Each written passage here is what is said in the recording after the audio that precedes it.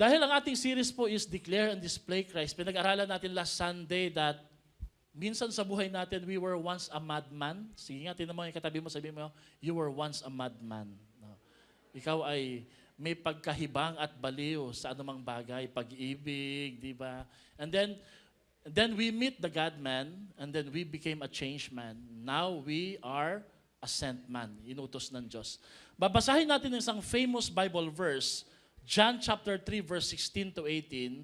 At ito po ang pagbabatay ng ating mensahe para po sa pangalawang installment ng ating Declare and Display Christ series. Let's read this in English muna. Ready? Go. For God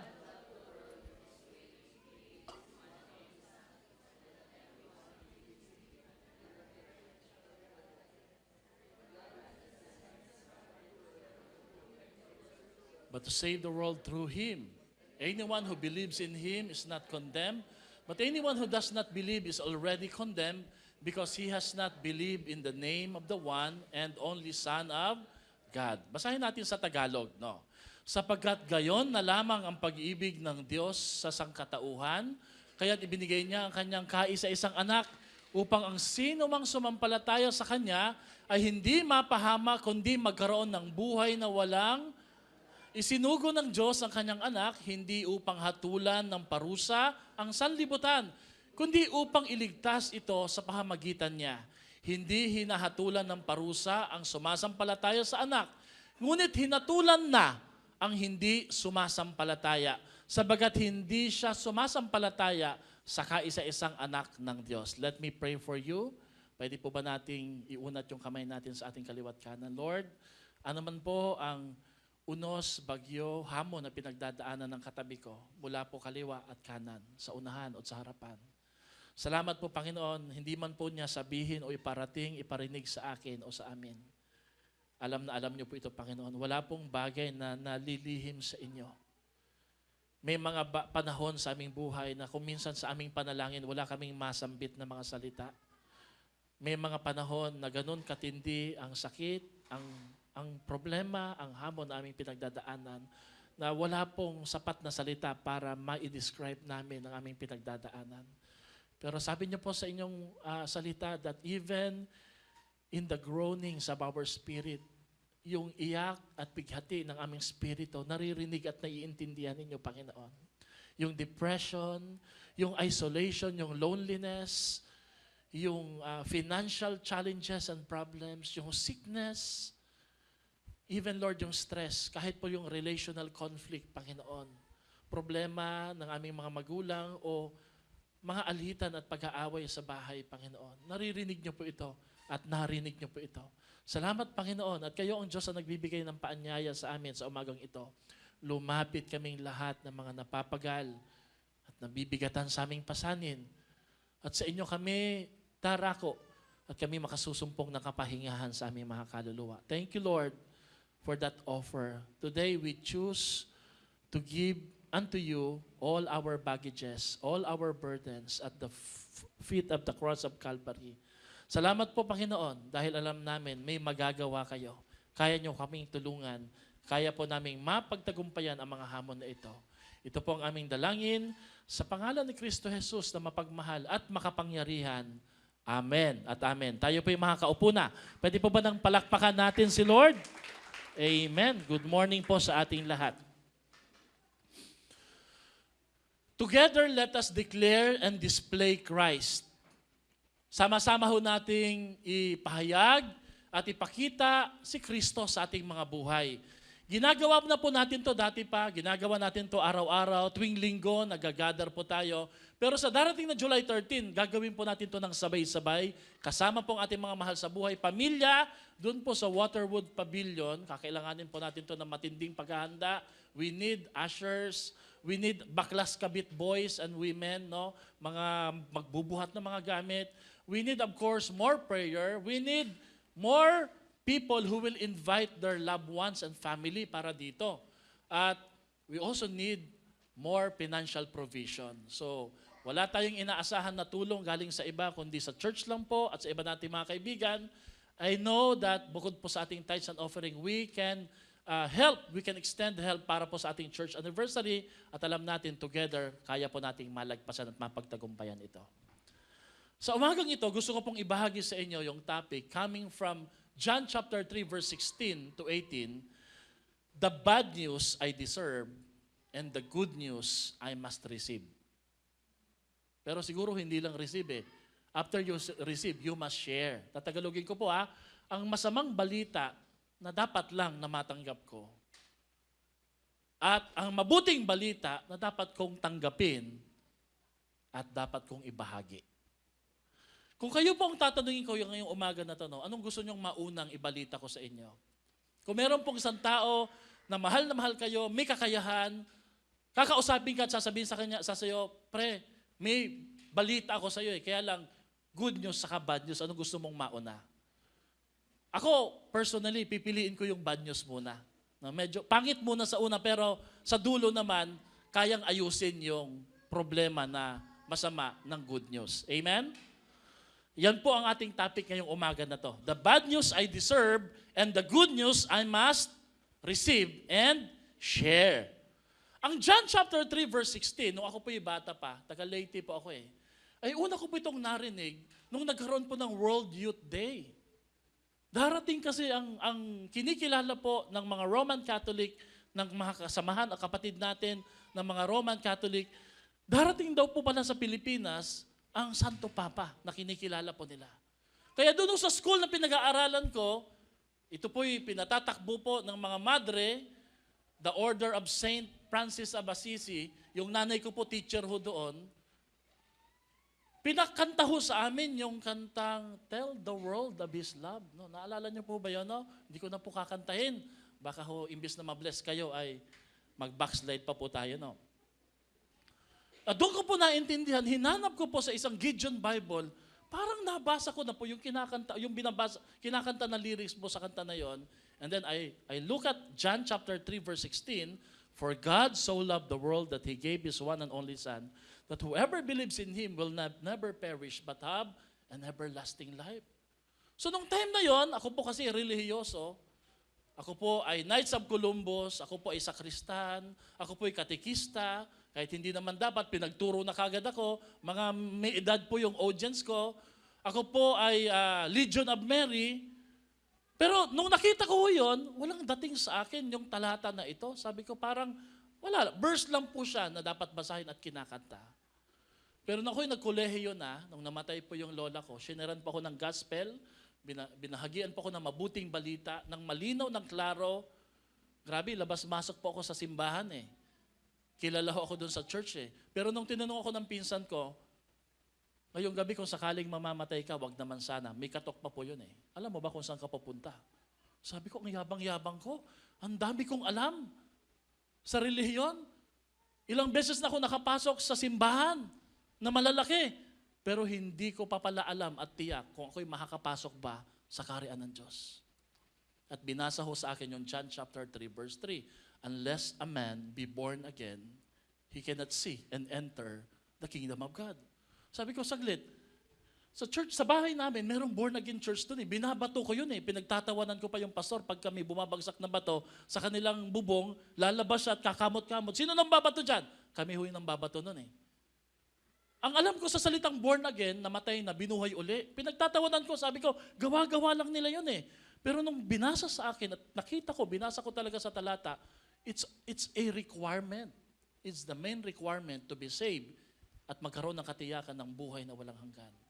Maliban ang isang tao ay maipanganak ng muli, hindi niya makikita at hindi siya makakapasok sa kaharian ng Diyos. That night, umiyak po ako.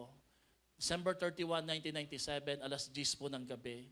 Umattend lang ako sa camp na yun para mag-basketball. In-invite kasi ako ng uncle ko na pastor Sinuhulan pa ako para pumunta. Kunwari attend ako, may bag akong dala, pero ang gusto ko lang talaga doon para sa basketball. Nung nakapaglaro na ako, nakapag-dinner na kami, nag-session na, nag-groupings na, sabi ko sa gabing ito, tatalilis na ako, tatakas na ako Pero kinorner po ako ng pinsan ko na nasa Cebu na ngayon. Kung mamamatay ka bro ngayon, insan. Sa Bisaya, ig-agaw. Ikaw ba'y nakatitiyak na ikaw ay pupunta sa langit o sa impyerno? Sabi ko, Ang daming tinuro sa amin, ang dami kong natutunan, pero hindi to tinuro sa akin. Sabi ko, wala kasing nakatitiyak eh. Sabi niya, pero ako nakakatiyak ako. Dahil ayon sa salita ng Panginoon, sa John 3:16, sinundan niya po yung John 3:16, gayon na lamang ang pag-ibig ng Diyos sa iyo at sa akin. Ginawa niyang personal eh. Na ibinigay niya ang kanyang bugtong na anak na si Jesucristo para sa iyo. Upang kung sino man ang sumampalataya sa Kanya ay hindi mapapahamak at magkakaroon siya ng buhay na walang hanggan. Nais mo ba ang buhay na walang hanggan na ito? Sabi ko, oo, gusto ko to. Takot na takot ako nung gabing yan. Kasi hindi ko alam, ilang beses na ako muntik na mamatay. Dahil din po sa basketball, naroon po yung time na tumawid po kami sa ilog kaya hindi ako marunong lumangoy. Para lang makapaglaro. Okay lang naman na magsasakyan kami, pero para matipid yung pamusta. Hindi na kami sumakay sa sasakyan, sa jeep. Kami po yung tumawid sa ilog. Tama, kakaulan lang ng malakas eh. Rumaragasa po yung ilog. Nagtatawiran po kami para kami mga itik eh. Bubuti na lang, nahatak po ako ng kaibigan ko. Hindi na ako nakapaglaro, tulala ako. Sabi, huy, maglaro ka na. Sabi ko, that time, I could have died. Kaya sobrang personal at nauunawaan ko nung sinabi ng pinsan ko, kung sakaling mamantay ka ngayon, wag naman sana. Saan ka pupunta? And I realize it's not about religion, it's not about your affiliation, it's not about your tradition. Wala yan sa mga gagawin at magagawa mo para kay Lord, kundi ito'y patungkol sa matapos na ginawa na ng Diyos para sa iyo doon sa krus ng Kalbaryo, pero kailangan mong sumampalataya sa Kanya bilang iyong sariling Panginoon at tagapagligtas. Noong December 31, 1997, tinanggap ko ang Panginoon bilang sarili kong tagapagligtas at mula ho noon, I never look back. I continue to follow the Lord and continue to share the gospel hanggang ako'y naging pastor. Ito po ang kwento ng buhay ko bilang Kristiyano. Kaya ko po sinasabi yan at kinakwento sa inyo dahil ang John chapter 3 verse 16 is called the gospel in a nutshell. Kahit wala kang masyadong alam sa Bible, kahit hindi ka ganun kagaling, basta kabisa at alam mo kung saan dapat hanapin yung John 3:16, mula po sa Old Testament, lumang tipan hanggang bagong tipan, sobrang dami po ng babasahin mo at kakabisaduhin, 66 books. Hindi mo kakayaning explain yan sa isang taong relihiyoso at pilosopo. Pero kung gusto mong makuha ang pinakasumatotal ng kabuuan ng Biblia at ang mensahe nito, yung John 3:16. Dahil ang John 3:16 po ang nagsasum up ng Old Testament at New Testament na gustong sabihin ng Diyos para sa iyo at para sa akin. Ganito po ang ibig sabihin po ng John 3:16. God loves you so much that He sent His Son so you can have eternal life when you believe. Ibinigay niya kanyang bugtong na anak namatay sa krus ng Kalbaryo upang magkaroon tayo ng buhay na walang hanggan kung ikaw ay mananampalataya para sa Kanya. Alam niyo po ba, ang John 3:16 ay isang love letter na ipinadala ng Diyos Ama, hindi po sa pamagitan ng telegrama, hindi po sa pamagitan ng mailman, kundi mismong yung anak niya ang nagdala ng mensahe na ito. Nung siya'y bumaba sa lupa, siya'y ipinanganak, siya'y lumaki, at siya'y ipinako sa krus ng Kalbaryo. Pagkalipas ng 3 araw, siya'y muling nabuhay at buhay magpakailanman. Siguro po para mas maintindihan nyo, I'd like to tell a story about rebellion, stubbornness, and unforgiveness happened in Alabama. Sa US po ito eh. There was an elder in the church, isang Kristiyano po, na talaga pong masugid na naglilingkod sa Panginoon. Meron po siyang 3 anak, 2 lalaki, 1 babae, yung po yung kanyang bunso. Mahal na mahal po niya yung 3 anak niya na to. Sila po ay ginagabayan ng kanilang pastor, hanggang dumating po yung time yung kanyang anak nagdalaga. Kagaya po ng iba ko sa atin dito. Yung dati pong sweet na bata, mabait naman siya, kaya lang po, she started showing signs of rebellion. Napansin po niya, may mga gusto po siya na pinipilit niya. Siguro po bahagi po sa kanyang growth at development na kanyang paglago bilang dalaga. Hanggang dumating po yung time, alam po natin sa US na minsan po, medyo may pagkaliberal po ang mga tao doon. Dinala po ng kanyang bunsong babae na ito, ang kanyang boyfriend. Isang matipunong lalaki na medyo hindi okay yung haircut. Punit-punit po yung kanyang pantalon. Sa tingin po ng kanyang tatay sa pamantayan po niya, hindi talaga papasa bukod sa nag-aaral pa ang kanyang anak. Kaya sinabihan po niya ang kanyang anak, hiwalayin mo yung boyfriend mo na yan, mag-aral ka muna, sumunod ka sa amin. Kristiyano po tayo. Gawin mo kung anong nararapat. Imbis na sumunod po ang kanyang anak na dalagang ito yung naglayas, nagtanan. Lalo hong nagalit ang ama. At sinabi po ng amang ito na from Alabama, sabi niya, mula ngayon, hindi ko na siya kinikilalang anak. This is a true story ha. Hindi ko na siya kinikilalang anak. 2 na lang yung anak ko. Hindi ko na siya anak. Yung babaeng yan. Ang ginawa po ng babaeng ito, ng kanyang bunsong anak, siya po'y nagbuntis hanggang nakapagtrabaho. Nagpapadala po siya ng mga sulat. Ito po'y sulat from another state na nagsasabing, I'm so sorry, Dad. I know I made a mistake. I'm so sorry. Can you forgive me? Could you please talk to me? Kahit sa tawag, pag nalaman ng tatay na siya na yon, hindi talaga niya kakausapin. At alam niyo, ang dating masayahin na tatay, ay nakaupo na lang po sa rocking chair, nakatingin sa kawalan, na wala po yung joy niya. Dahil po sa ginawa ng anak niyang bunsong babae. Lumipas po ang 3 taon, laging may sulat na padala, pinupunit po ng tatay niya na to. Hindi niya minsan po binabasa. At lahat po ng sulat ay may kinalaman po sa pagbibigay apology, paghingi ng tawad, at paghingi ng pagkakataong magkausap at magkaayos sila. Hanggang dumating po yung time. Pagkalipas po ng 3 years, naisipan po na kanyang bunsong anak at ng kanyang mister na dati niyang boyfriend, na ngayon may trabaho na at maayos na pong kalagayan, na dalawin at pumunta silang Alabama para puntahan talaga at sadyain ang kanilang tatay. Pero natatakot po yung babae, yung anak niya na babae, kasi alam niya kung gaano po kagalit ang kanyang tatay sa kanya. Sabi niya, kung yun ngang dati hindi niya binabasa, hindi niya ako sinasagot sa telepono, ano pa kaya ngayon, pag nakita niya ako sigurado, sasabunutan niya ako dahil ito po yung ex-military. Sabi po ng mister niya, ano kaya ako nalang makipag-usap? Ay, lalo ka na.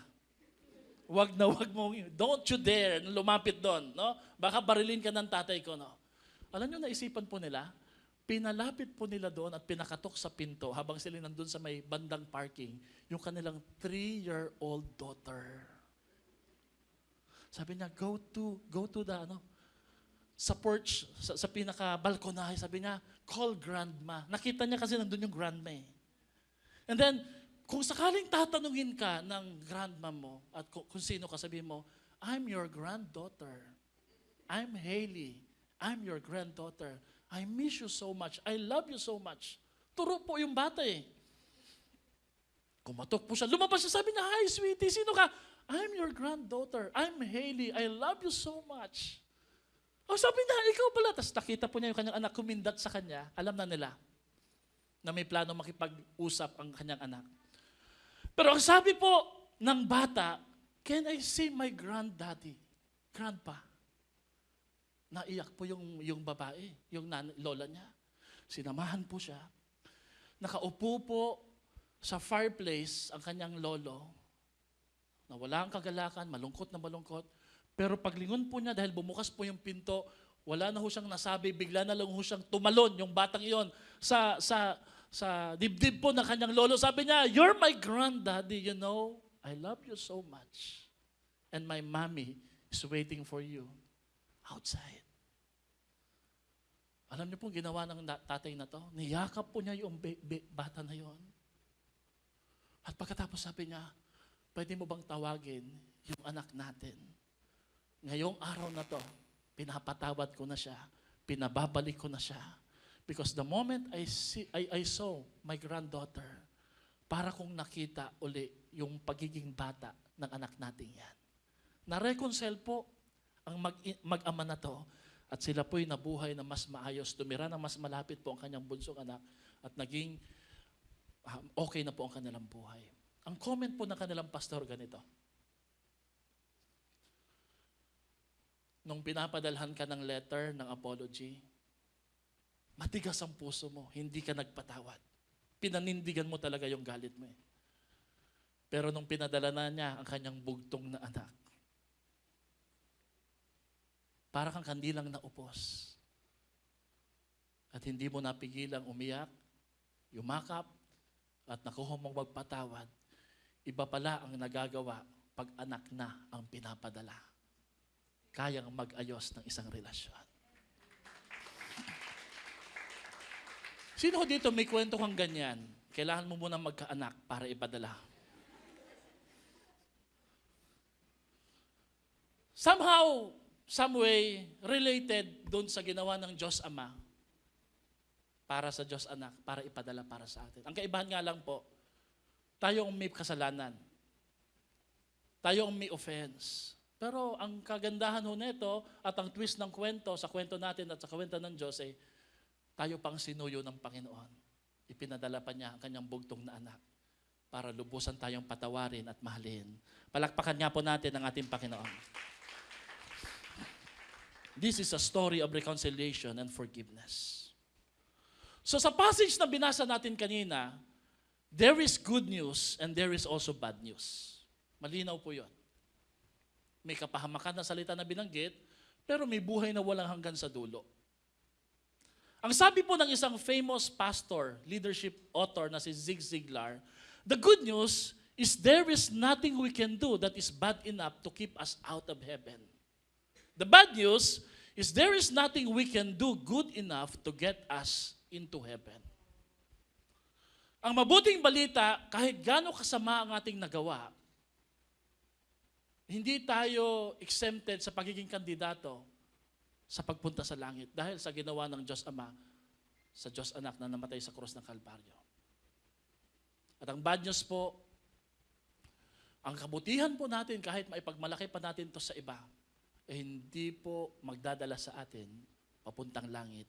Liban na tayo magtitiwala sa ating Panginoon bilang ating Panginoon tagapagligtas. Kaya nga po, ang message po natin ngayong umaga na to is the bad news that I deserve and the good news that I must receive. So unahin natin yung bad news. Ano yung bad news na ikaw at ako deserving nating matanggap? Alam na natin to pero re-reviewin lang natin. Number 1, ang kasalanan ko, gagawin natin first person para medyo personal. Ang kasalanan ko ang naglayo sa akin sa Diyos. My sin has separated me from God. Sino po dito naniniwala lahat ng tao makasalanan? Sino ho dito naniniwala lahat tayo nakakagawa ng kasalanan? At sino ho dito naniniwala ang kasalanan po ay may malaking consequence? Alam niyo, kasalanan nagdadala ng 3 S. Sorrow, suffering, 4 pala, shame, and separation. Subukan mong suwayin ang nanay mo. Mahihiya ka nang bumalik, humingi. At hindi lang po yun. Hindi ka itinatakwil ng nanay o ng tatay mo dahil may nagawa kang kasalanan. Yung kasalanan mismo ang nag-uudyok sa'yo na huwag ka nang lumapit sa kanya. Because that's what sin does to our life. It causes separation. Naghihiwalay. Amen ba? So that's a bad news. Our sin has separated us from God. Now, siguro po para mas malinaw, alamin natin ano bang kasalanan. What is sin? The world defines sin as mistakes, lapse of judgment, wrongdoing, failure, human error. Naalala niyo po si dating President Gloria Arroyo sa Hello Garci tape. Nung nagkabukuhan na, wala ho siyang ibang masabi kundi, I'm sorry. I am sorry. Lapse of judgment, sabi ng iba, yung ibang mga general. Ibig sabihin po, parang hindi masyadong inaamin na talagang nagawa talaga nila yung pagkakamali. O di kaya naman na madalas po nating sinasabi ay tao lang kasi. Parang there's an excuse na pwedeng magkasala kasi tao lang. Ang salitang kasalanan ay galing po sa Greek word na hamartia. Hamartia. Hamartia means sin. Ito po ay ginamit ng isang philosopher na si Aristotle. Sa ibang konsepto nga lamang, sabi niya, ang hamartia ang dahilan kung bakit ang mga hero at heroine, mga bida at mga bayani, ay bumabagsak sa isang matinding trahedya. Bakit? Meron silang character flaw na hindi nila naiingatan. Like for example, si Achilles. Anong nangyari kay Achilles? Siya'y pinana. Nangyari po doon sa Troy, di ba? Yung meron pong tinanggap sila na regalo na kabayo, pero nandun sa loob ng kabayo, nandun pala po yung mga Spartans, di ba? Alam niyo Spartans? Kalaban po ng tsinelas na Rambo. Hindi na po alam ng mga ano ngayon. Ano po ba yung sinasabi ni Pastor? The Bible defines sin as hamartia, which means missing the mark. Kung kayo naglalaro ng dart, naglalaro po ng bow and arrow, meron pong bullseye eh. May standard ng Diyos kung paano tayo dapat mabuhay, paano tayo dapat lalakad ng may katuwiran at kalooban sa Kanya. Pero hindi natin matumbok-tumbok yung bullseye. Ang madalas nating nagagawa at natatamaan yung nasa outside ng bullseye. Nang ibig sabihin po ng salitang hamartia o missing the mark, lagi tayo nagmimintis sa pamantayan ng Diyos.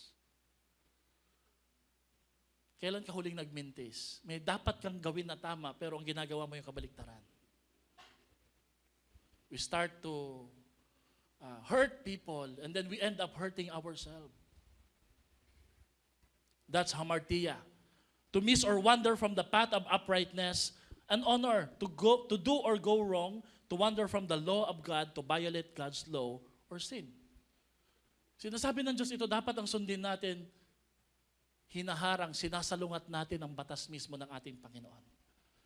Isa sa favorite Christian author or apologetics ay si John Piper. Basahin muna natin yung English ha. Sabi niya, what is sin? Ano ang kasalanan? Sabi niya, sin is the glory of God not honored. The holiness of God not reverenced. Sin is the greatness of God not admired. Sin is the power of God not praised.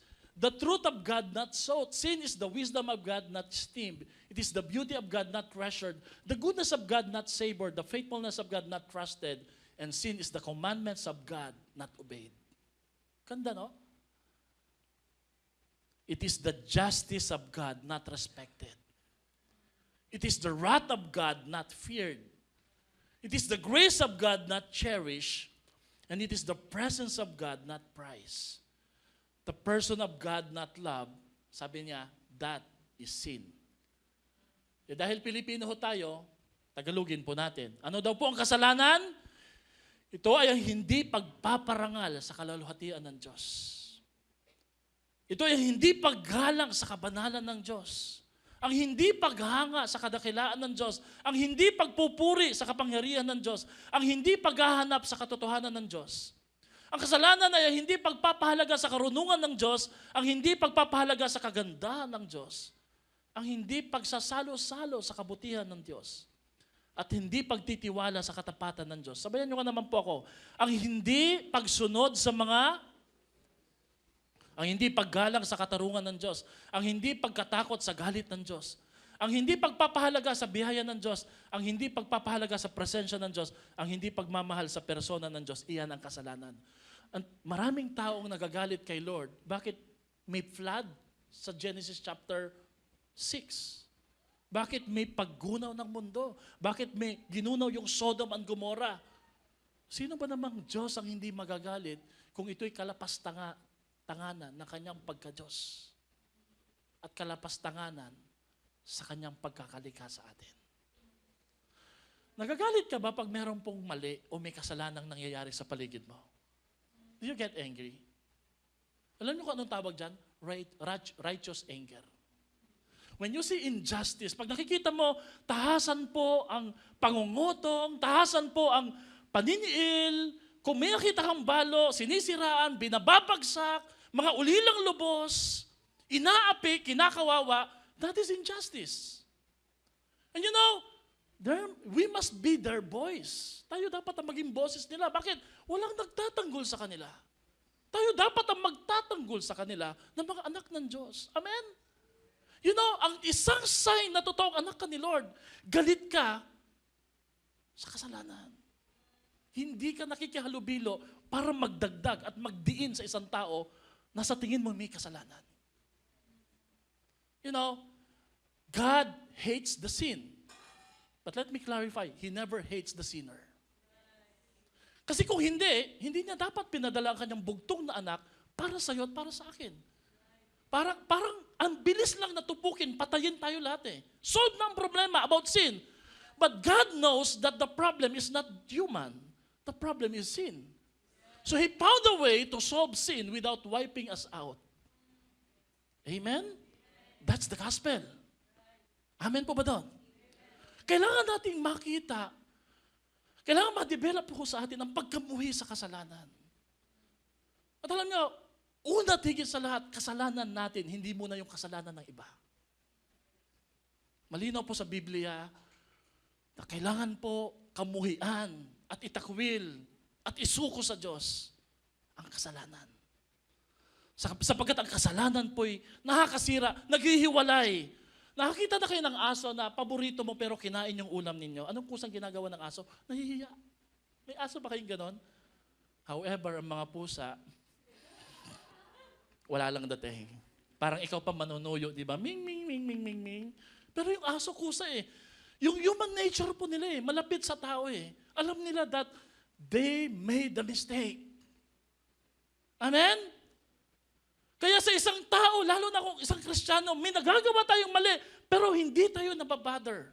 Sabi nga po ng isang artista, I'm unbothered. That's a problem.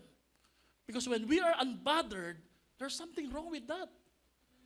Na parang wala nang nangyayari at nanonormalize na po ang lahat. The truth is, God is holy. Sabay-sabay nga natin basahin yan. Ready, go. God.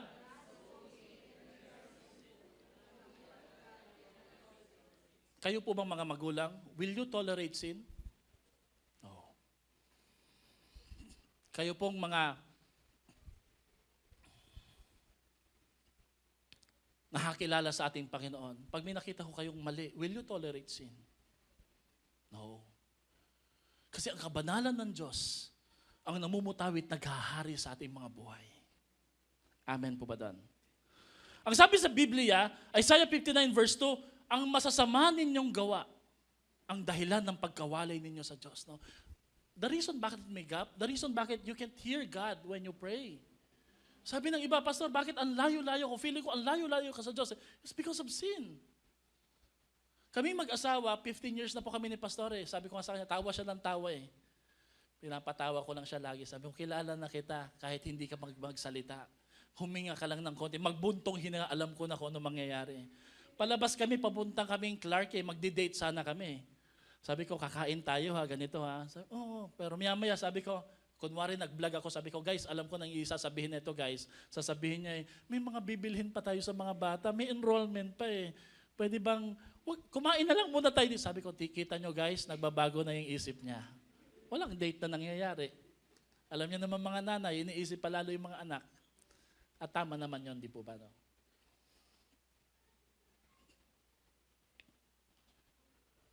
Ramdam po niya at ramdam ko rin pag meron pong mali. May gap, may separation. And we don't normalize it. We need to settle it. Kasi we don't like separation. Hindi naman kayo naghihiwalay, kundi alam mo, may gap eh. Alam mo, hindi kayo nag-uusap, hindi kayo nagpapansinan. Alam natin may problema, may mali, may kasalanan na dapat i-deal. Kaya sabi po dito ni Isaiah, nagkasala kayo, kaya hindi niyo siya makita at hindi niya kayo marinig. Ang sin po ang reason eh. Ang dahilan kung bakit meron pong hadlang. Gamitin natin illustration si Adam at Eve sa Garden of Eden. Like Adam and Eve, God made you and I to have a loving relationship with the Lord. Nilikha po ng Panginoon ang tao, hindi po para magkatao lang, may tagabantay, may tagapangalan sa mga hayop. Hindi po. Nilikha ng Panginoon, ikaw at ako, si Adan at si Eva, para po makipagrelasyon sa ating Diyos. Meron pong ugnayan na mangyari. Kaya ang tanong po na, bakit ka nabubuhay sa mundo? Why do you exist? The answer is, ito po yung sagot. Tinagalog ko po yan. Basahin natin. Ready, go. Ginawa ka ng Diyos upang makaugnay siya sa iyo bilang isang mapagmahal na ama na nakikipag-ugnayan sa isang anak. Noong araw ng creation o ng likha, nais ng Diyos na maglagay ng bahagi ng kanyang sarili sa mundo. Kaya nilikha tayo ng Diyos ayon sa kanyang larawan. At hiningahan niya tayo ng hininga ng buhay. Ang gusto ni Lord, there's a part of Him na meron sa mundo. Kaya nilikha ka niya at ako sa wangis ng Diyos. Wow! Binigyan tayo ng Diyos ng isang spirito na naglalagay ng pagitan sa atin sa lahat ng ibang nilalang na nagpapakita hindi tayo kapareho ng hayop, ng unggoy, ng dinosaur o kung ano man yan. Binigyan niya tayo ng kakayahan na makilala siya. At ang tanging paraan upang makamtan ng tunay na kapayapaan at layunin sa buhay ay sa pamamagitan ng mapagmahal na ugnayan sa ating tagapaglikha. Napansin niyo po, no? Pag pinipilit mong lumayo sa Diyos, nahihirapan tayong mabuhay. Kasi it's only through Him that we know how to live our life. Through the Lord. Tingnan niyo po kung gaano kaganda ang ugnayan ng ating unang mga magulang, ng unang tao. Si Adan at si Eva ay naglalakad kasama ang Diyos sa hardin ng Eden. Sige po, samahan niyo ako magbasa. Ngunit binigyan sila ng Diyos ng kakayahang pumili upang mahalin siya. Naharap sila ngayon sa isang choice o pagpipilian. Mananatili kaya nila ang kanilang ugnayan at pagtitiwala sa Diyos upang sabihin sa kanila kung ano ang mabuti o masama? Ito ang landas na walang kahihiyan. O ang pipiliin kaya nilang iwasan ang Diyos at alamin mismo kung ano ang mabuti at masama. Ito po ang landas ng kahihiyan. Tayo ang namimili. Sige nga po, sa nakakaalam at nagbasa na ng Bible, ano sa tingin nyo pinili ng una natin mga magulang? Na kung saan tayo nagmana at yun din yung pinipili natin. Subalit, pinili nilang tutulan ang pag-ibig ng Diyos. Kinain nila ang bawal na bunga. Para ho ba kayo nagbabasa ng nobela dito? Nanonood kay nakikinig kay Papa Dodot, no? Ngunit hindi sila namatay nung araw na iyon. Ang kanilang katawang lupa hindi namatay. Ang unang namatay ay ang kanilang spirito at ugnayan sa Diyos. Nawala ang kanilang pakiramdam at ugnayan sa Diyos. Ang mapagmahal na relasyon ay nasira. At nang hanapin na sila ng Diyos, nagsilayo sila sa Kanya. Naalala niyo po yun? Nagtago sila. Pareho talaga tayo na di ba pag nakagawa tayo na mali, nagtatago tayo. Nahihiya tayo. At simula noon, nagsisinungaling na tayo at nagtatago mula sa Diyos. This is our bad news that we deserve. Maraming talata sa Biblia ang nag-confirm ng kwentong ito, ng kasaysayan na to. But perhaps the most close Bible verse na pwede kong mabasa sa inyo, yung Psalms 53, verse 2-3. Sabi dito, magmula sa langit, ang Diyos nagmasid ng kanyang nilalang at kung mayroong marunong at tapat sa kanya na nananambahan. Ngunit kahit isa ni isang mabuti, walang nakita. Sabagat lahat ay lumayo at naging masama lahat sa kanila. Kasama ho tayo doon. Amen? Parang isang teenager na lumalaki, na minsan tayo din naging teenager, ako rin naging teenager, mahirap sawayin, mahirap supilin, mahirap rendahan. In our sinful condition, we are like spiritual teenagers. We don't want to run into the arms of God. We feel safer hiding away in the bedroom of our self-centeredness. Mas gusto nating tayo lang, sa sarili lang natin.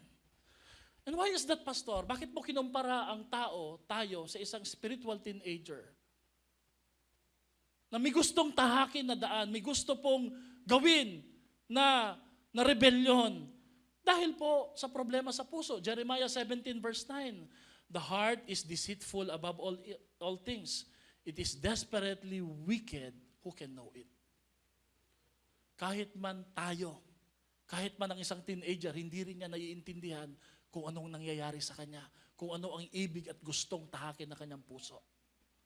Sa Tagalog, basahin nga po ito lahat ng mga kababaihan, ang puso ng tao ay higit sa lahat.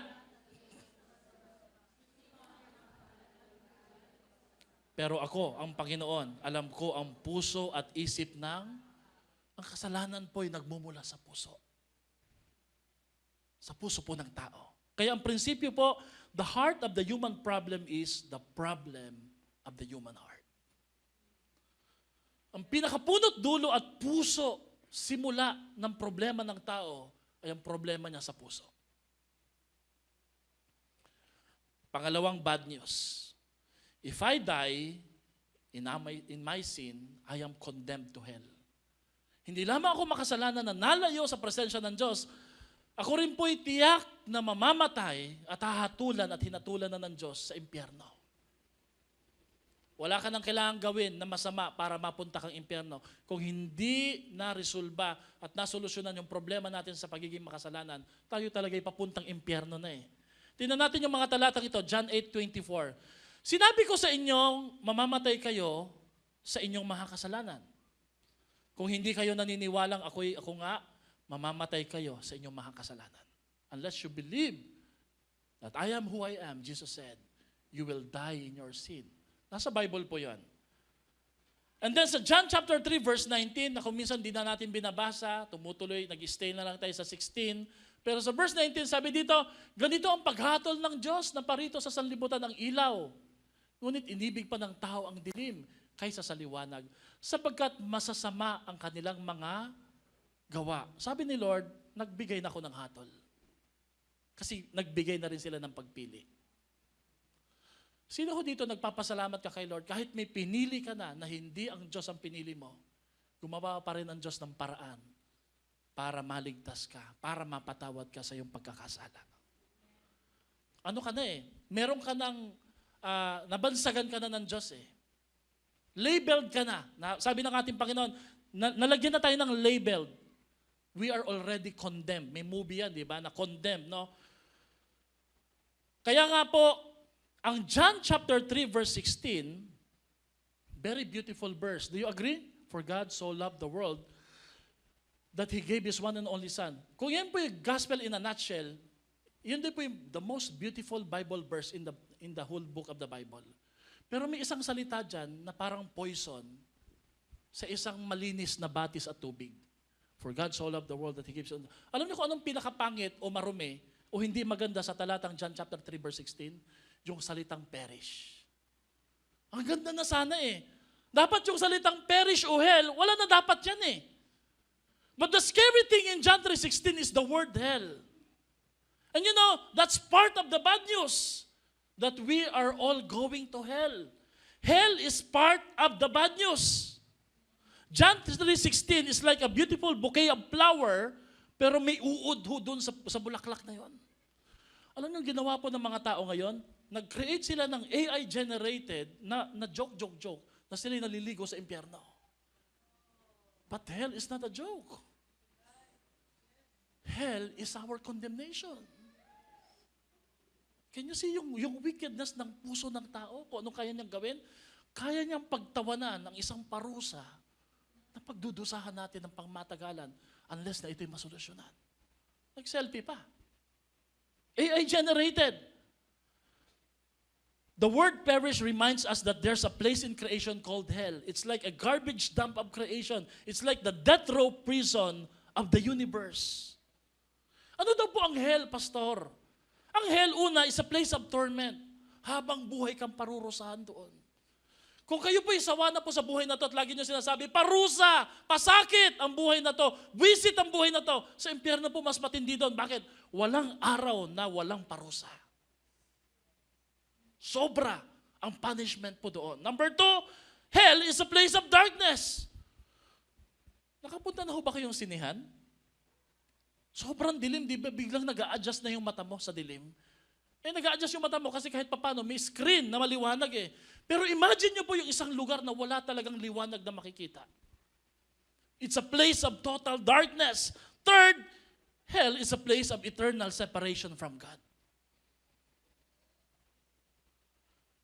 Pagdating sa impyerno, wala ka ng chance na tumawag sa Diyos. Dahil pagdating mo sa impyerno, yung labeled po ng isang taong walang Kristo sa puso na condemned, dun po ay formally tinatatakan, walang chance na talaga. Walang chance na talaga. Si Dr. John Phillips, nagbigay siya ng description patungkol sa hell. Tagalog na lang po babasahin natin. Lahat tayo nakakita ng mga tao na sinisira ang kanilang katawan sa pamamagitan ng inumin, droga, at mapaminsalang pakikipagtalik na nagdadala ng nakakatakot na sakit. Ngunit pinangangambahan ng Diyos na pahintulutan ang kasalanan na tapusin ang gawaing neto lampas sa libingan sa pamamagitan ng pagsira ng kaluluwa. You know, minsan si Lord, pag mapilit ka, hahayaan kang gawin yung mali. Para talaga masira yung kaluluwa mo. Kasi pinipilit mo eh. So please bear with me. Ang kaluluwa ay hindi kasi nawawala tulad ng katawan. Ang kaluluwa ay walang kamatayan. Ang mga makasalanan ay magdadala sa kanilang pagkatao ng habang buhay na hindi lang matutuyong uhaw, mga malulupit na damdamin at pagnanasa, mga siraulo at naglalagablab na paghahangad, matinding pagnanasa at galit, pagnanasa at pagkamuhi, mainit na ulo at nakakatakot na takot, ang mga mapanirang katangian na ito ay patuloy na gagambalain ng kaluluwa at kailan may hindi matutugunan at mapapatid. Kaya ang salitang mamamatay o mawawala ay tumutukoy sa huling kalagayan ng kaluluwa na tumanggi sa pag-ibig ng Diyos. You know, if right now, can I just say this now? Sorry if kung minsan we feel uncomfortable. If right now, we are doing the wrong things, sin, and you feel guilty about it, you regret it, parang nagsisisi ka na. You know, in hell, it's forever regret.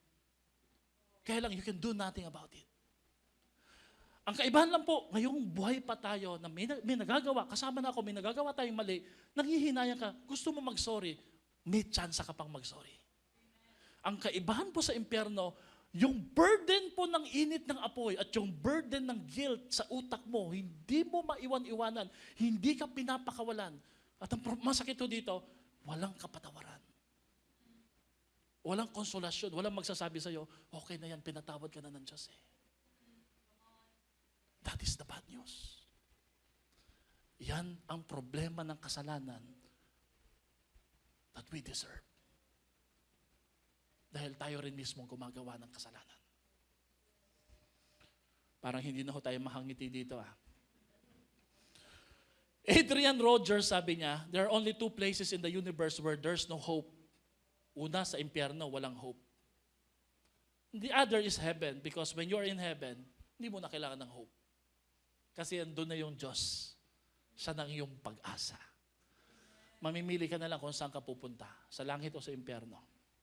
So that's the bad news. Everybody say, bad news.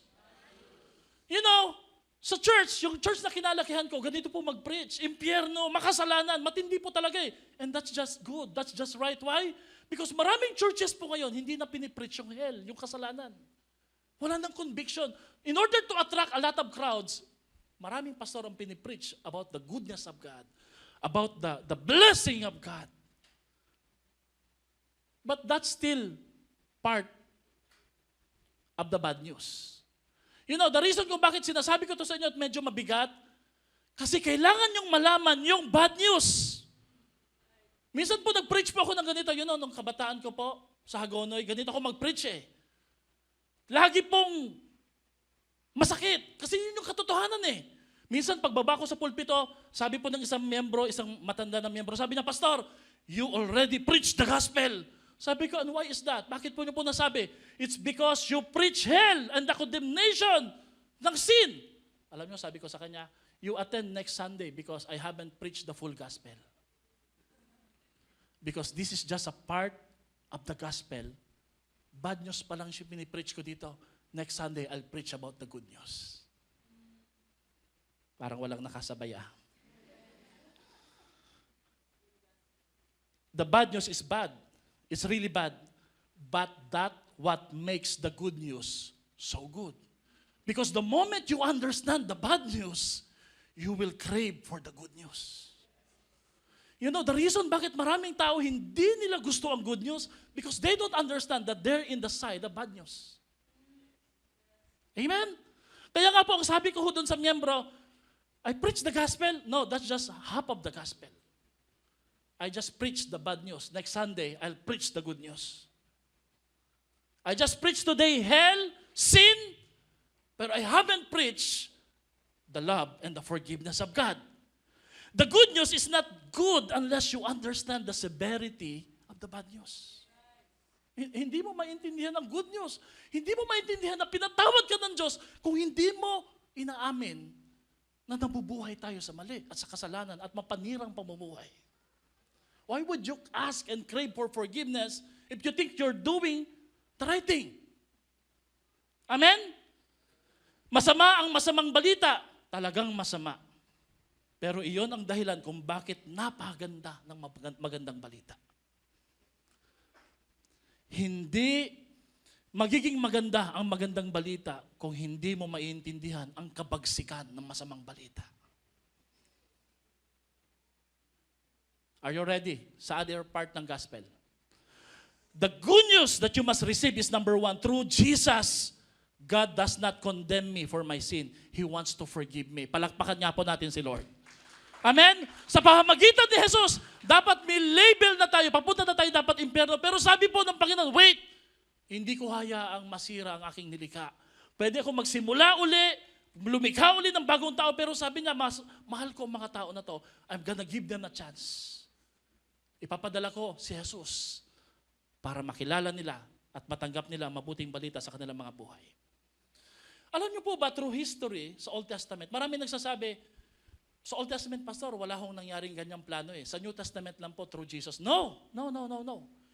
Makikita niyo po yung bakas ng pag-ibig, pagmamahal, grasya ng Panginoon para dalhin tayo pabalik sa kanyang presensya. Tingnan niyo to ha. The Bible tells us the story of God's repeated attempt to restore this broken relationship. Wickedness becomes so bad that God had to cleanse the earth with a flood. But thank God that He didn't give up on us. Nagtira siya ng isang pamilya, si Noah.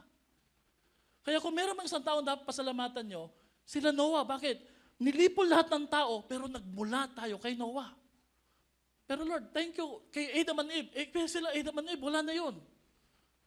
Sila Noah, tinira ng Diyos. Hindi siya nag-give up sa atin. Amen? Anong unang lumabas pagkatapos po ng baha, 40 days and 40 nights? Anong unang lumabas? Rainbow! And people are celebrating that rainbow is all about freedom. You know what the rainbow means? Ang rainbow po ay reverse bow. Pabaliktad po na pana. Ito po'y isang simbolo ng Diyos. Mula ngayon, hindi ko nadidigmain ang mundo. Hindi na ako galit. Magsisimula ako ng bago. It's never a sign of freedom. Ang rainbow po ay isang, anong tawag sa pana at pala sa Diyos? Pana. Napabaliktad. Kasi po sa mandirigma, pag ito'y bumaliktad, ang ibig sabihin nito, digmaan ang ibig sabihin nito. It's a reverse bow, which means, I refuse na makipagdigma na sa tao. Hindi ko na sila lilipulin. Palakpakan nga po natin si Lord, no? Amen? And through the centuries, it was a rocky relationship and the Israelites behaved like spoiled teenagers. Anong ginawa ng Panginoon? Binigyan sila ng 10 commandments and they broke every one of them. God gave them the land flowing with milk and honey. Ang beachfront po ay Pico de Loro. Mediterranean. Anong ginawa nila? They ruined it by going after all the pagan gods and the Gentile nation. Throughout all these times of adolescent rebellion, you see that resemblance sa rebellious po, God repeatedly sent prophets to call them back to Him and they killed each prophets. May nagpipreach patungkol sa kasalanan. Galit kami sa kasalanan. Huwag ka magpipreach yan. Patay ka ngayon. Pastor ka. I'm so thankful, hindi ako naging pastor noong time na yon. Walang pastor na tatagal. Sino dito yung gusto mo nang patayin yung pastor mo? Bakit? Tinuturo niya yung hindi mo gusto marinig. Walang aamin. Because that's the nature of sin. We hate sin eh. Pero God made a way para ma-recover tayo pabalik sa Kanya. God's greatest attempt, hindi ho yung prophets eh, was to send His own Son, Jesus Christ. Sabi niya, hindi nag-work ang 10 Commandments, hindi nila pinansin ng mga propeta, pinatay nila lahat. Sabi nila, ipadala ko kaya yung bugtong na anak ko, baka naman makonsensya sila. Pinatay din nila.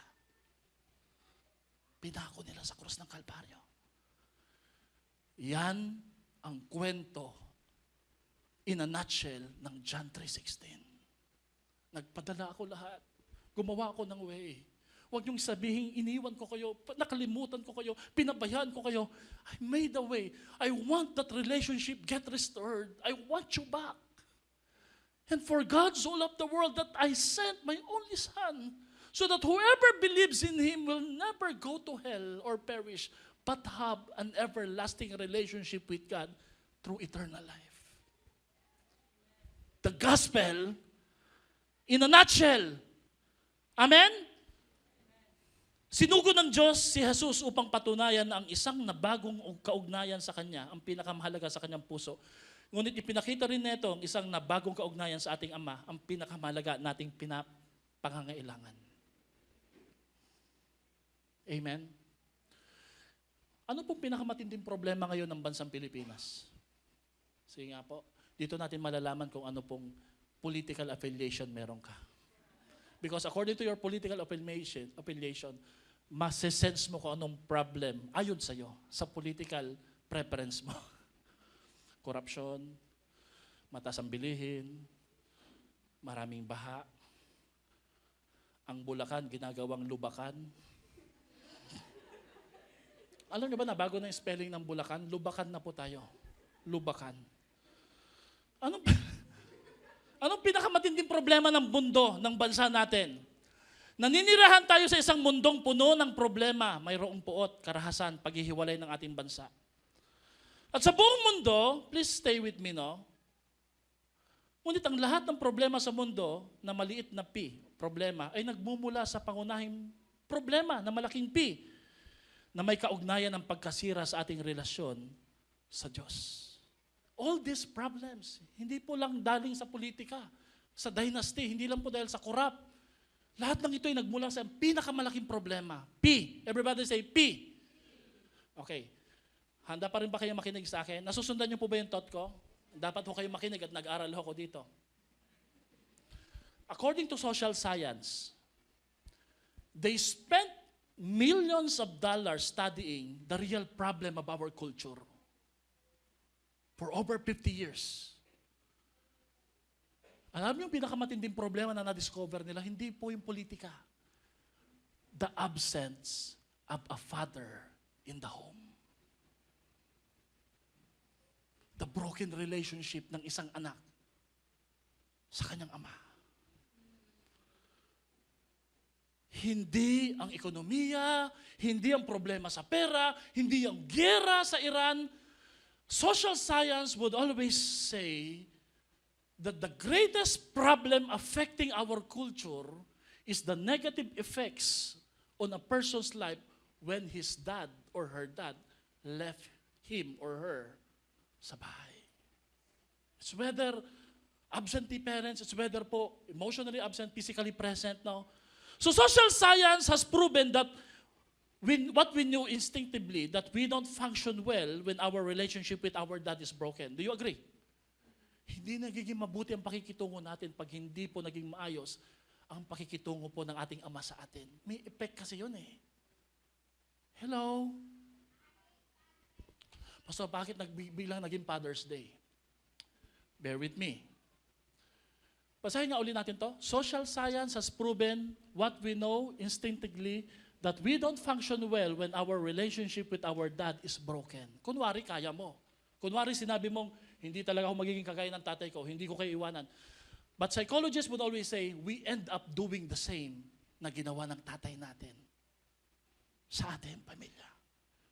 Kaming mga nag-aaral sa counseling, lagi namin tinatanong, why is that mom? Why is that professor? No? Yung the very thing na pinakaayaw natin sa tatay natin, nauuwi tayong inuulit natin sa ating pamilya. Can I hear aloud, amen? Ayaw mong sumigaw. Sabi mo, yung tatay ko, sinisigawan yung nanay ko. But you end up shouting, yelling at your sister. Nung ikaw yung naging tatay na, sabi mo, hindi ko gagayahin yung tatay na yan. But there's this human nature sin na parang nakukopya mo yung DNA ng kasalanan ng tatay mo. Amen? Here's my point. If that's how it is with our human fathers, how much more important is with our relationship with our Heavenly Father? Kung yung pagkasira ng relasyon mo sa iyong ama may epekto nga eh. Lalo na yung pagkasira ng relasyon natin sa ating Diyos Ama. Mas matindi ang epekto nito. Kung nahiwalay tayo dahil sa kasalanan, ibig sabihin, ito yung dahilan bakit tayo nakagagawa ng mali at paulit-ulit na mali sa buhay po natin. That's why we need a Savior. Why did God send His Son? Because God loves us. To show us that He is serious in restoring our broken relationship with Him. Sabi ni Lord, alam mo anak, kaya ka nasisira. Kasi hindi mo inaayos una yung relasyon mo sa akin. That's why anumang relasyon ang ilagay mo sa buhay mo, you would end up destroying it. Naalala niyo po yung babae doon sa balon, the Samaritan woman, pang-anim na asawa. At paulit-ulit, hindi po asawa ang kailangan niya, hindi lang relationship ang kailangan niya. Ang kailangan po niya ay pagmamahal. Ang kailangan niya ay katiyakan na minamahal talaga siya. And we don't know kung ano nangyari sa kanya. Iniwan din ba siya ng kanyang tatay? So ito po yung pinaka-konsepto na pinag-aaralan, hindi ng church ng social science. It did not came from the church. It came from the social science who doesn't believe God. But they recognize that our relationship, broken relationship with our fathers has a bearing on what we do with human relationship. Amen? Sino dito nagpapasalamat? Mahal tayo ng Diyos. Gusto ng Diyos maayos yung relasyon natin sa Kanya. Palakpakan natin si Lord, no? Kaya nga po, Romans 6:23 says, the wages of sin is death, but the gift of God is eternal life through Christ Jesus. Number 2, good news. On the cross, Jesus experienced hell for me. Tinanggap ng Diyos ang impyernong parusa para hindi ka pumuntang impyerno. Simple, libre, madali, kasi yung mahirap, ginawa ng Diyos. Siyempre, madali lang sa'yo kung titingnan mo. Pag humingi yung anak mo sa'yo, papapahingi ng pera, pabili ng ganito, notebook o kung ano man, sa kanila madali. Pero hindi nila alam gano'ng kahirap kung paano mo hinanap yung pera. Libre sa kanya, pero hindi libre sa'yo. Binayaran mo ng mahal. At dapat gano'n ang mindset natin pagdating kay Lord. Libreng dumarating yung biyaya, pero hindi libre yan. Somebody paid for it. And Jesus paid for it at the cross of Calvary. Kailangan mong ingatan, pahalagahan ang iyong kaligtasan. Bakit? May nagbayad eh. May nagbayad sa'yo. Libre sa'yo. Pero bilang konsuelo dun sa nagbayad ng mahal na nagsakripisyo, ingatan mo. Bakit? Kasi hindi yun libre talaga totally. Somebody died for it so that you can take it as a free gift. Amen? Amen po ba doon? Number 3 at panghuli, when I trust Jesus, He gives me real life. Sino dito ngayong umaga na to, handa mong tanggapin, kilalanin ng ating Panginoon bilang sarili mong tagapagligtas sa iyong buhay? Say amen. This is the bad news that you and I deserve. But we must receive these 3 good news. Kasi pag hindi mo tinanggap ito, mahatili ka sa isang ugnayan na sira sa ating Diyos Ama. Alam mo, ang prayer po dapat ngayong umaga na to is, Lord, I offer my life to you. Everybody say that. Lord, I offer my life to you. No? Few more pictures and then we will pray. Si Michael Raftery, let's show that picture now. Isang transgender who met God or Jesus at the gay bar. Malapit na siya magpa-sex change. Alam mo, ang sabi sa kanya ng pastor na nag-share sa kanya ng gospel, hindi mo pwedeng takbuhan ng pag-ibig ng Diyos. Kahit sa tingin mo, napakalayo mo na sa Panginoon, walang malayo sa isang hakbang ng pagbabalik loob. Kung sa tingin mo malayo na ang nilayo mo sa Diyos, isang hakbang ng pagbabalik loob ay sapat na para makabalik ka sa kamay at pag-ibig ng Panginoon. Ang sabi po ni Michael Raftery, He chased me down in the most unlikely places to pursue my heart. I was set free from sin and struggles that tormented me for so many years. Anything is possible with God. And he started to live for Jesus. He started sharing the gospel. Mula po sa isang transgender, the Lord Jesus transformed him. He became a transformed man, sharing the gospel for the Lord. Palakpakan naman natin ang Panginoon. Pastor, hindi po ganyan ang kwento ko ni Michael Raftery. Sa akin, mine is just simple. Basahin natin yung susunod. You know, just like Mike Raftery, hindi po yan. If you knew where God rescued me from, you would understand why I praise Him, why I serve Him, why I will thank Him, while I will obey Him, while I will share the gospel for Him. Kung may intindihan nyo lang, saan ako hinako ng Diyos mula sa yurak at putik ng karumihan, may intindihan mo bakit ako nagpastor ngayon. And what's your story, mga kapatid? If you would understand the bad news, the severity of the bad news, and God took you from the bad news to the good news, dapat binago ka ng buhay ngayon ng ating Panginoon. Amen? Last illustration, yung kasamahan ko sa GMA 7, si Joros Gamboa. Joke lang. Alak, bisyo, babae. May nakausap akong isang pastor sa isang malaking church, hindi ko nababanggitin. Sabi niya, pastor, when a celebrity go to the altar and receive Jesus, we don't believe agad-agad. Because sometimes, pang publicity lang yan eh. Pero sabi niya, there are few who really been transformed by Jesus. At isa ho dito, si Joros Gamboa. He's from CCF. No, hindi ko pinopromote yung CCF ha. Sa CCF tayo. Yung kaseryosohan po niya sa Panginoon, nag-aral po siya ng AB in Biblical Studies. Gusto niya magpastor. Kaya pag nabasa niya po yung mga vlog niya, yung mga TikTok niya, nagko-quote siya ng mga Bible verses. One time, meron siyang video doon about the Trinity. Sabi ko, ang lalim naman ng pinag-uusapan na ito. And Pastor Peter Tanchi commissioned them.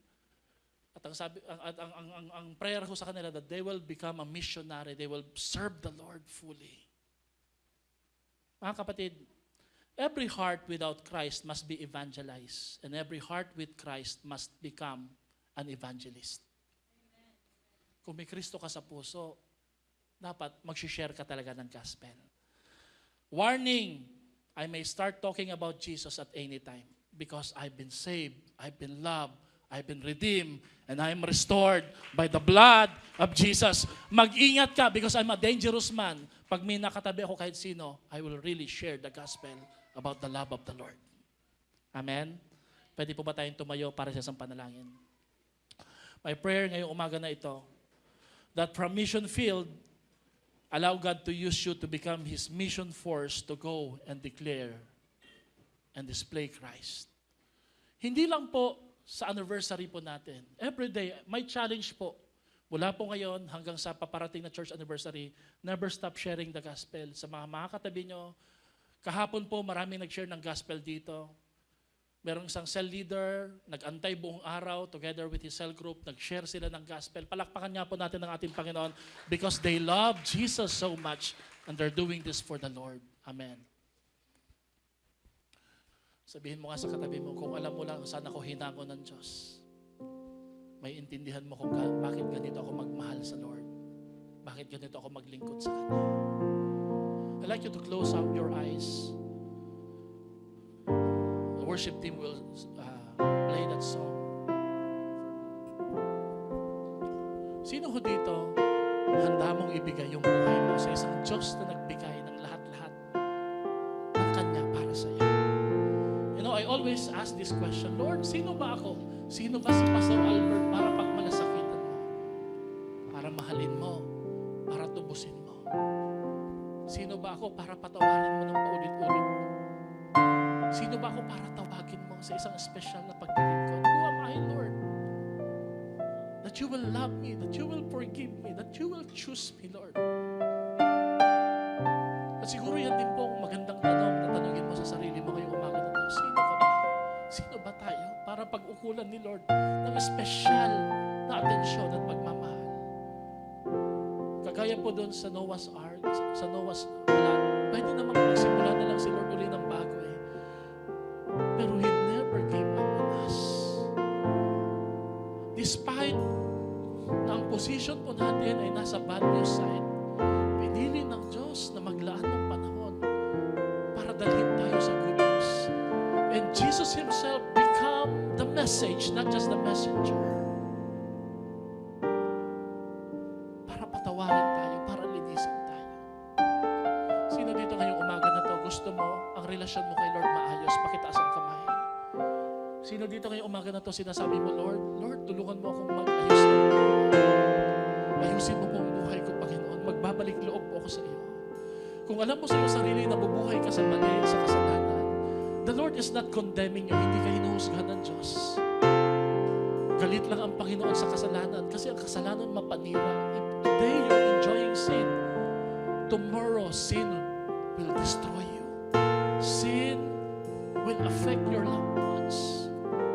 Alam mo, sa sobrang tindi ng kasalanan, ang kapantay para lapatan ito ng lunas ay ang buhay ng anak ng Diyos na si Jesus.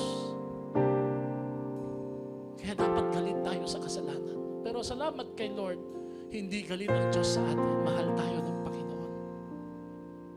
itaas mo yung kamay if you're saying, Lord, I receive you as my personal Lord and Savior today. I give you my life, Lord. Ngayong nalaman ko, hinahabol-habol mo pala ako, Lord. Kahit nagtatago ako, gumagamit ka ng mga tao para makilala kita. Nandito ako ngayon, Lord. Lahat ng pangit na bahagi ng kwento ng buhay ko, sinusuko ko sa iyo. Raise your hand if you want to accept Jesus as your personal Lord and Savior. Pangalawang tanong, if you want to offer your life now that you're a Christian, now that you're a disciple, please, hindi libre ang kaligtasan mo. Hindi yan libre para ipamuhay sa mali at sa gusto mo. Jesus died on the cross so you could live for Him, not to live for yourself. Hindi ka man maging pastor, nais ng Diyos na ikaw ay maging representative niya sa iyong pamilya. Maipakilala mo ang isang buhay na binago ng ating Panginoon. Hindi tayo totoong malaya talaga dahil ang kalayaan natin ay na kay Kristo lamang. Tayo'y lingkod pa rin ng ating Panginoon. Hawak niya ang ating schedule, hawak niya ang ating buhay. We are at His disposal. Sino dito ngayong umaga na ito would like to offer your life to the Lord again? You're saying, andito po ang buhay ko, sakupin mo, baguhin mo. Maglilingkod, susunod sa iyo. Let me pray for you. Panginoon, nandito po ang iyong mga anak, humihingi ng tawad, nagpapakumbaba. Linisin, pakabanalin niyo po. Turuan niyo po kami, Lord, na maalala po, Panginoon, ang mga ginawa niyo. Hakbang, paraan para maibalik kami sa inyo. Lord, we deserve those bad news. But thank you, Lord, you offered and made a way for us to receive the good news of salvation. Wala kami dapat ngayon dito, Lord, pero salamat, somebody paid for our forgiveness. Somebody died for our sins. And now, Lord, we choose to live for you. Mabuhay mo para sa inyong karangalan at kalulatian. We offer our hurts and pain. We offer our lives to you. Tanggapin niyo po ito, Lord, kahit hindi perfecto. Gamitin niyo po para sa inyong kalulatian. In Jesus' name we pray. Lahat ng mga mahal si Lord, mahal ni Lord, pumalakpakan po. Sumigaw na malakas na yun. Can we sing this song?